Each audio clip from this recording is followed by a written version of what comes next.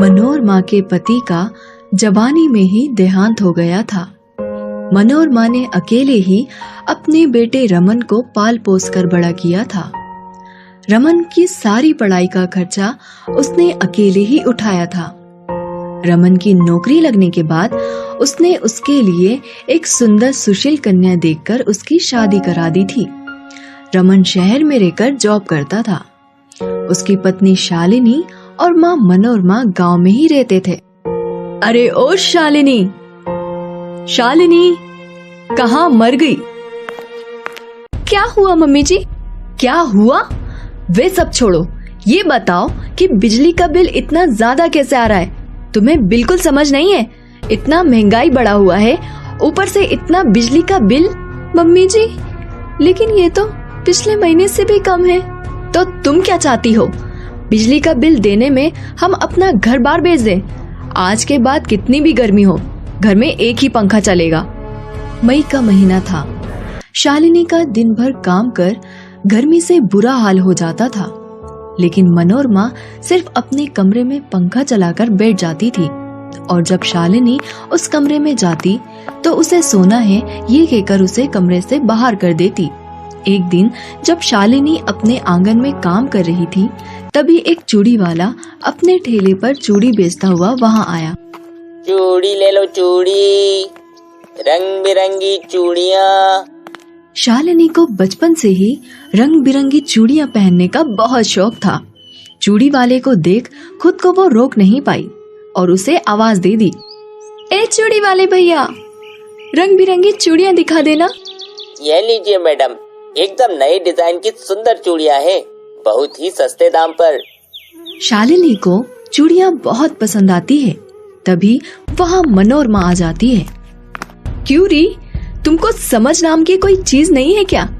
यहाँ महंगाई इतनी बढ़ती जा रही है और तुम्हें नई चूड़ियाँ पहननी है। मम्मी जी, मेरी सारी चूड़ियाँ घर के काम काज करने में टूट गई हैं। एक भी अच्छी चूड़ियाँ नहीं बची मेरे पास। वैसे भी तुम चूड़ियाँ पहनकर कौन सा विदेश जा रही हो? चलो चूड़ी वाले भैया, यहाँ से आगे निकल जाओ।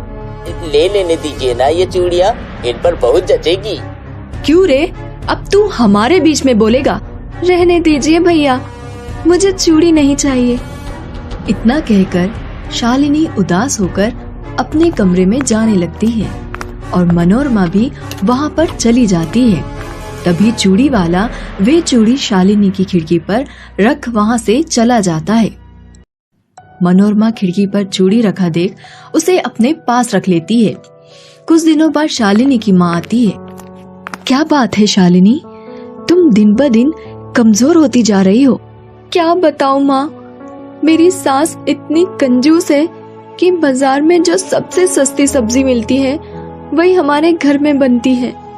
तभी वहाँ मनोरमा जाती है।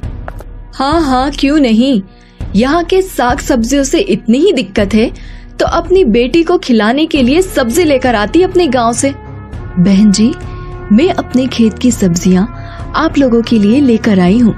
जे सब्जियाँ ये तो कई दिनों से बासी लग रही है, पर कोई बात नहीं, अब आप लेकर ही आई है तो हम रख लेते हैं। मनोरमा सब्जियों की टोकरी लेकर रसोई में चली जाती है और ताजे लाल टमाटर को खाने लगती है। मुझे लगता है मैंने बहुत बड़ी गलती कर दी तुम्हें इस घर में ब्याहकर। अब यही मेरा घर है माँ, मैं ठीक हूँ। रेखा अपनी बेटी का ससुराल में हालत देख बहुत चिंता में पड़ गई थी, लेकिन शालिनी के कहने पर वे वहां से चली जाती है। कुछ दिनों बाद भीषण गर्मी के कारण शालिनी बेहोश हो जाती है। मनोरमा शालिनी की हालत देख तुरंत डॉक्टर को बुलाती है। डॉक्टर साहब, क्या हुआ है इसको? गर्मी के कारण शरीर में पानी की कमी हो गई है, पानी चढ़ाना होगा। यह कुछ दवाइयाँ हैं, देते रहिए। डॉक्टर साहब, इन दवाइयों की कीमत क्या होगी? ज्यादा नहीं, यही कुछ 500-800 रुपए होंगे। डॉक्टर साहब, अब आप जा सकते हैं। डॉक्टर के जाते ही मनोरमा दवाई की पर्ची फाड़ कर फेंक देती है। छोटी मोटी सर्दी जुकाम के 500-1000 रुपए, ऐसे ही घरेलू उपचार से ठीक हो जाएगा। पानी तो लोग ऐसे भी पीते हैं ना। मनोरमा शालिनी को ज्यादा पानी पिलाने लगी और घरेलू उपचार भी करने लगी।